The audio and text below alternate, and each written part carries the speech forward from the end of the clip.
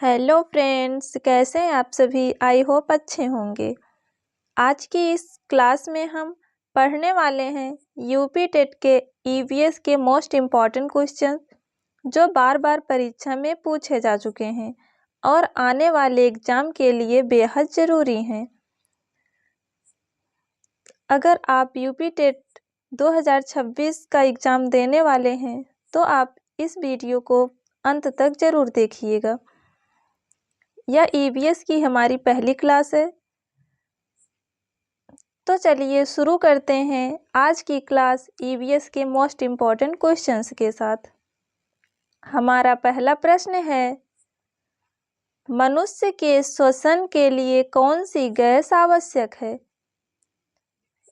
इसका right answer होगा option B, oxygen. मनुष्य के श्वसन के लिए ऑक्सीजन आवश्यक गैस है। मनुष्य ऑक्सीजन को ग्रहण करता है और कार्बन डाइऑक्साइड को उत्सर्जित करता है। अगला प्रश्न है, पृथ्वी का सबसे ऊपरी वायुमंडलीय परत कौन सी है। क्षोभ मंडल, समतापमंडल, आयन मंडल या फिर बहिर्मंडल। इसका राइट आंसर होगा ऑप्शन डी, बहिर्मंडल। पृथ्वी का सबसे ऊपरी वायुमंडलीय परत बहिर्मंडल है। पृथ्वी के वायुमंडल में कुल 5 परतें पाई जाती हैं। क्षोभ मंडल की बात करें तो यह पृथ्वी की सबसे निचली परत है जहां मौसम संबंधी सभी घटनाएं होती हैं। समतापमंडल की बात करें तो इसमें ओजोन परत पाई जाती है जो सूर्य की हानिकारक पराबैंगनी किरणों से हमारी रक्षा करता है।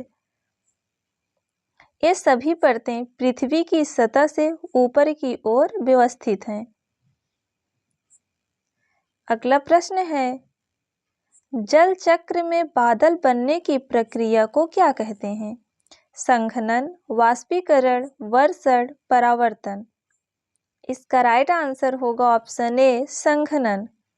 जल चक्र में बादल बनने की प्रक्रिया को संघनन कहते हैं।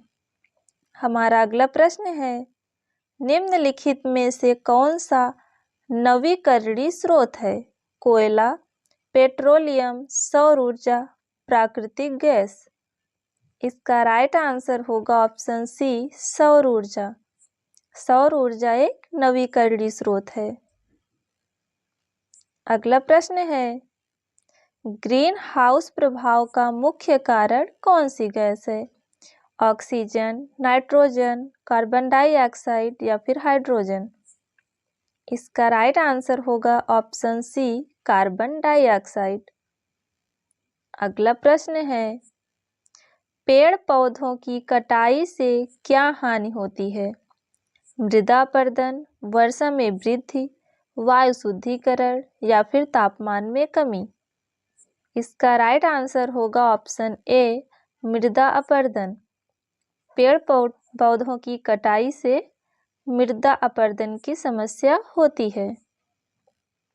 अगला प्रश्न है, मनुष्य द्वारा उत्सर्जित कार्बन डाइऑक्साइड का उपयोग कौन करता है।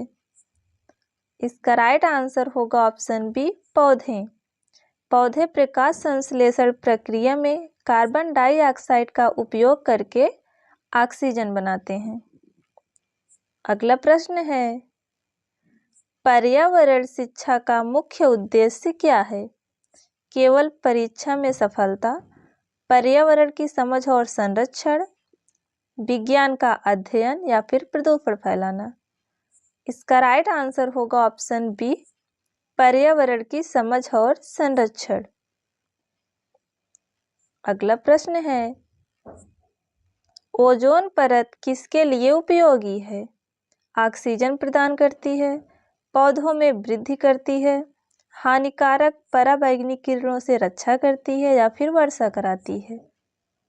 इसका जो राइट आंसर होगा वो होगा ऑप्शन सी, हानिकारक पराबैंगनी किरणों से रक्षा करती है।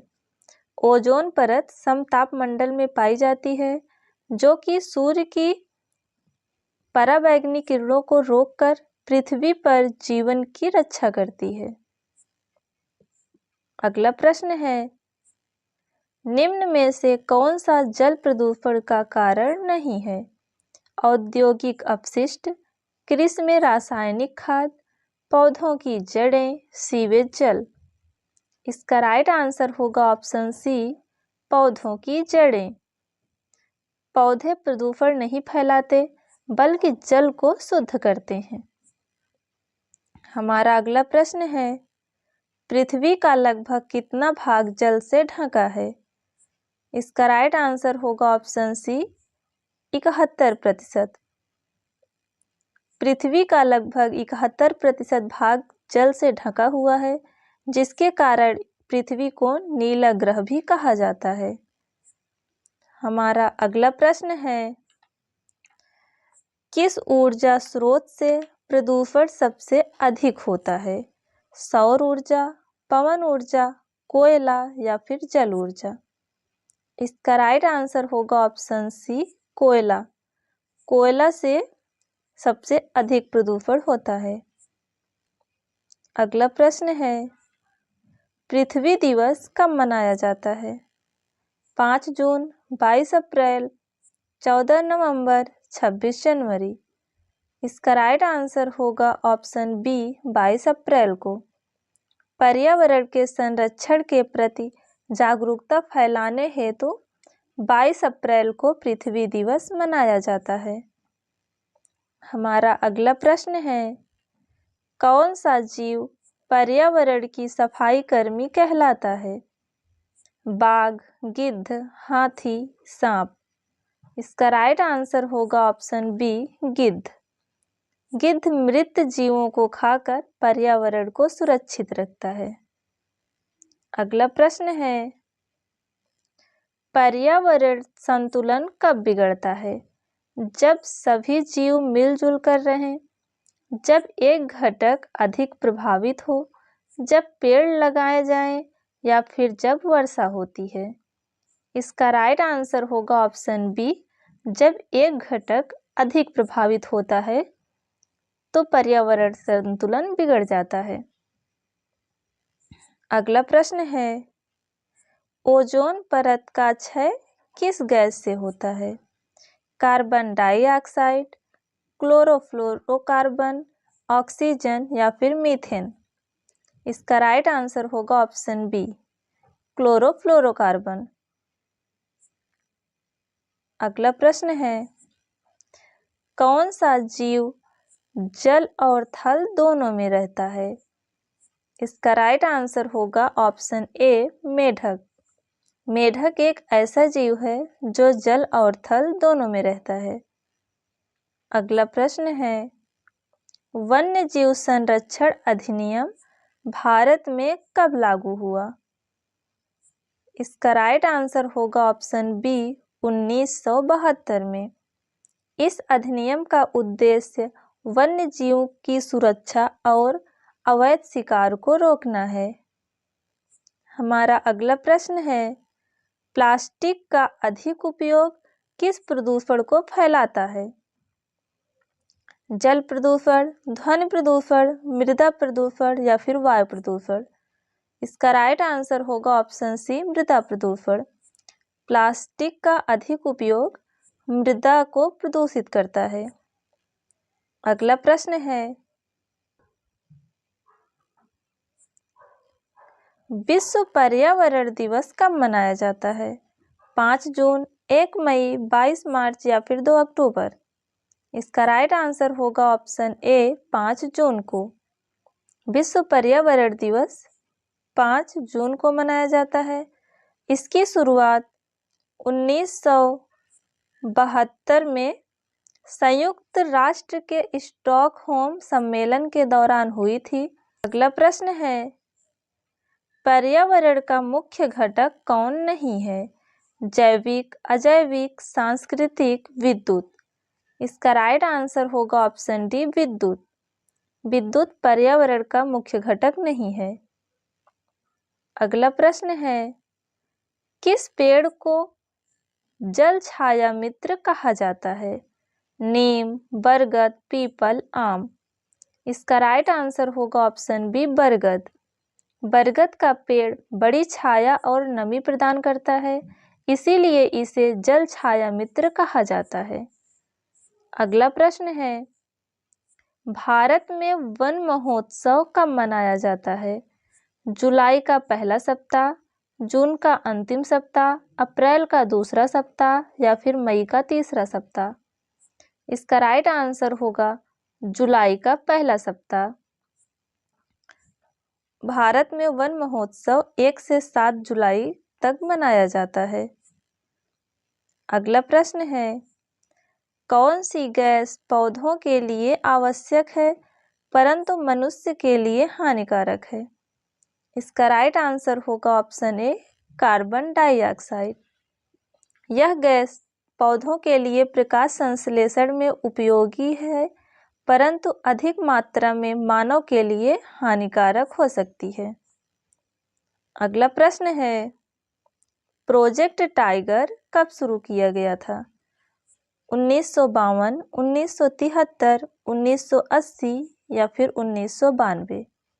इसका राइट आंसर होगा ऑप्शन बी, 1973 में। भारत सरकार ने बाघों की घटती संख्या को बचाने के लिए यह योजना शुरू की थी। अगला प्रश्न है, भारत में चिपको आंदोलन किससे संबंधित है? जल संरक्षण, वन संरक्षण, पशु संरक्षण, मृदा संरक्षण? इसका राइट आंसर होगा ऑप्शन बी, वन संरक्षण। 1973 में सुंदरलाल बहुगुणा के नेतृत्व में उत्तराखंड के गांवों में पेड़ों को काटने से रोकने के लिए यह आंदोलन शुरू हुआ। अगला प्रश्न है, निम्न में से कौन सा ध्वनि प्रदूषण का कारण है? पेड़ों की सरसराहट, मंदिरों की घंटियां, ट्रैफिक और लाउड स्पीकर, पक्षियों की चहचहाहट? इसका राइट आंसर होगा ऑप्शन सी, ट्रैफिक और लाउड स्पीकर। ट्रैफिक और लाउड स्पीकर ध्वनि प्रदूषण का कारण बनते हैं। अगला प्रश्न है, जलवायु परिवर्तन का प्रमुख कारण है वनों की वृद्धि, औद्योगिक विकास से गैसों का उत्सर्जन, समुद्र का ठंडा होना या फिर कृषि कार्य? इसका राइट आंसर होगा ऑप्शन बी, औद्योगिक विकास से गैसों का उत्सर्जन। अगला प्रश्न है, ब्लू प्लैनेट के नाम से कौन सा ग्रह जाना जाता है? मंगल, पृथ्वी, बृहस्पति, शुक्र? इसका राइट आंसर होगा ऑप्शन बी, पृथ्वी। अधिकांश भाग जल से ढका होने के कारण इसे ब्लू प्लैनेट या नीला ग्रह कहा जाता है। अगला प्रश्न है, निम्न में से कौन प्राकृतिक संसाधन नहीं है?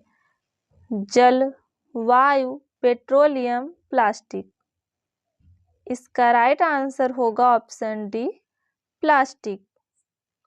तो दोस्तों, आज की वीडियो में हमने ईवीएस के कुल 30 इम्पॉर्टेंट क्वेश्चंस की बात की है। उम्मीद करते हैं कि आपको यह वीडियो पसंद आया होगा।